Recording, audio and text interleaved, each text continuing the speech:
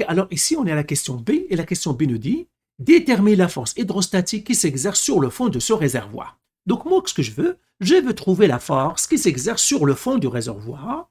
Eh bien, la question B, et la force qui s'exerce sur le fond du réservoir, eh bien, c'est la force de toutes les couches, c'est-à-dire la force gravitationnelle de toutes les couches qui sont, dans le réservoir. Eh bien, nous avons déjà trouvé la force d'une couche, c'était dF, est égal à 19 600 pi fois dx. Eh bien, ça, c'est la force d'une couche. Ben maintenant, je dois additionner toutes les forces de toutes les couches. Ça veut dire faire une intégrale. Parce que additionner, c'est intégrale.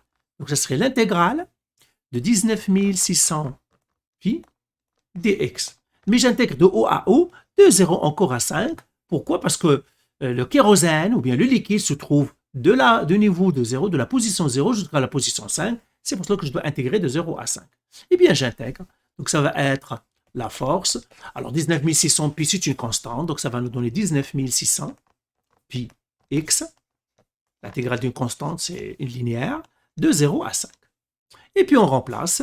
Eh bien, ça ferait la force est égale à 19 600 pi fois 5 moins 19 600 pi fois 0. Alors, bien sûr, ça, c'est 0. Ce n'est pas la peine qu'on le calcule. Et là, je vais faire appel à ma calculatrice.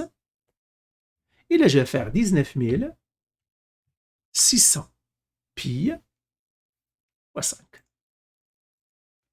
qui doit multiplier 5. Alors, ça nous donnerait, alors, la force, eh bien, ça va être 98 000 pi newton.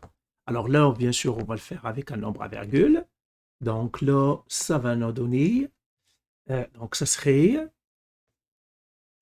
alors, j'ai 307 876,08 newton. Ben voilà la force qui sera, c'est-à-dire qui va s'exercer sur le fond du réservoir. Ben voilà, allez, bye.